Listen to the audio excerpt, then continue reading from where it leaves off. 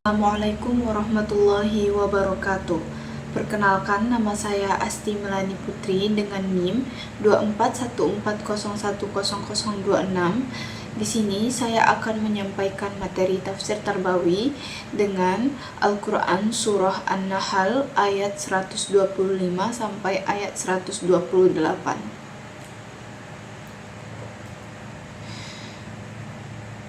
A'udzu billahi minasy syaithanir rajim.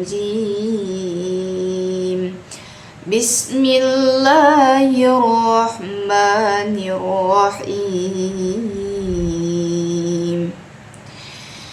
Ud'u ila sabili rabbika bil hikmati wal mau'izatil hasanati wajadilhum billati hiya ahsan.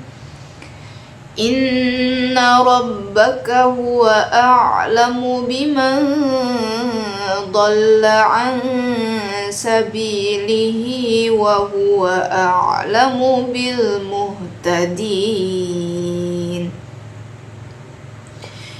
Wa in 'aqabtum fa'aqibu bimithli ma 'uqibtum bih walain sabartum lahuwa khairul lis-sabirin.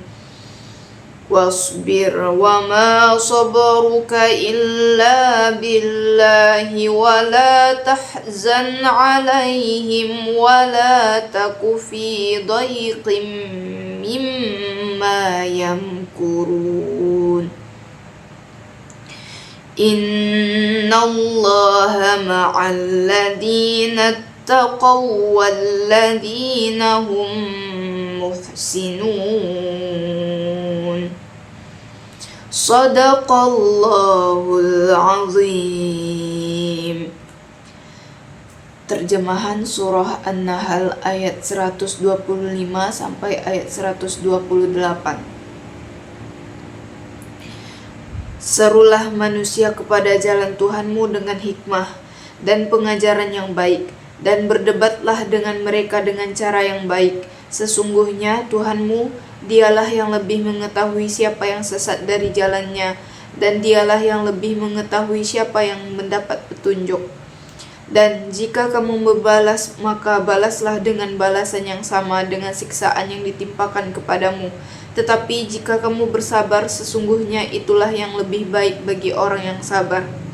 Dan bersabarlah Muhammad, dan kesabaranmu itu semata-mata dengan pertolongan Allah. Dan janganlah engkau bersedih hati terhadap kekafiran mereka, dan jangan pula bersempit dada terhadap tipu daya yang mereka rencanakan. Sungguh, Allah beserta orang-orang yang bertakwa dan orang-orang yang berbuat kebaikan. Baik, selanjutnya saya akan menjelaskan asbabun nuzul dari Al-Quran Surah An-Nahl ayat 125 sampai ayat 128. Jadi, ayat ini secara muhasabah, hubungan antar ayat, bagian akhir surah An-Nahl menjelaskan prinsip-prinsip dakwah Islam yang berlandaskan kebijaksanaan, kelembutan, dan kesabaran. Pada masa turunnya surah ini di Mekkah, Rasulullah menghadapi berbagai bentuk penolakan, ejekan, siksaan dari kaum musyrik Quraisy. Meskipun demikian, Allah memerintahkan beliau agar tetap mengajak manusia kepada jalan Allah dengan cara yang baik, bukan dengan kekerasan atau sikap kasar. Sebagian mufasir juga menjelaskan bahwa ayat 126 sampai 127 itu berkaitan dengan bimbingan Allah kepada Rasulullah agar tidak melampaui batas dalam membalas perlakuan orang-orang musyrik.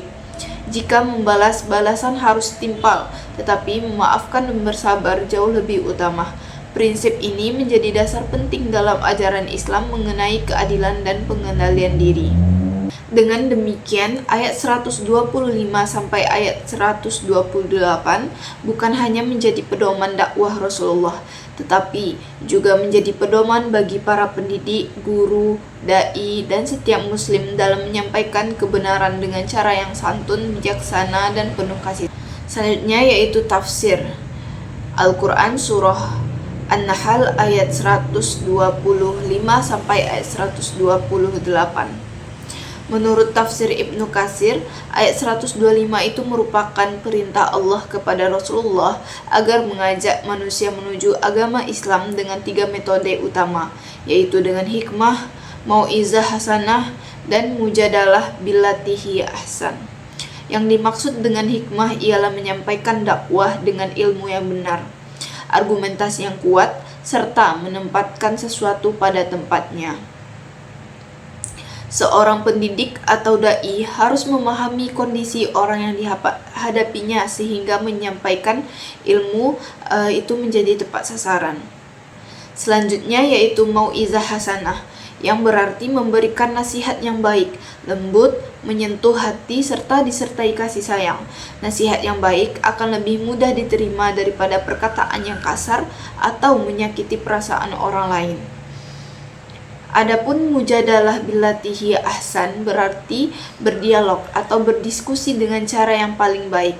Apabila terjadi perbedaan pendapat, Islam mengajarkan agar perdebatan dilakukan secara santun, menggunakan dalil yang benar tanpa menghina, merendahkan, ataupun memaksakan kehendak. Baik, selanjutnya saya akan menyampaikan nilai-nilai pendidikan yang terkandung dalam Al-Quran Surah An-Nahl ayat 125 sampai ayat 128. Yang pertama yaitu pendidikan hikmah atau kebijaksanaan. Ayat ini mengajarkan bahwa seorang pendidik harus memiliki kebijaksanaan dalam menyampaikan ilmu. Kebijaksanaan berarti mampu memilih metode yang tepat, memahami karakter peserta didik, serta menyampaikan materi sesuai dengan tingkat kemampuan mereka. Dengan demikian, proses pembelajaran menjadi lebih efektif dan mudah dipahami. Selanjutnya yaitu pendidikan komunikasi yang santun. Islam mengajarkan bahwa komunikasi harus dilakukan dengan tutur kata yang baik, sopan, dan menghargai orang lain. Nasihat yang lembut akan lebih mudah diterima dibandingkan perkataan yang kasar. Nilai ini penting diterapkan dalam hubungan antara guru dan peserta didik maupun dalam kehidupan bermasyarakat. Selanjutnya yaitu pendidikan toleransi dan berdialog. Perbedaan pendapat merupakan hal yang wajar.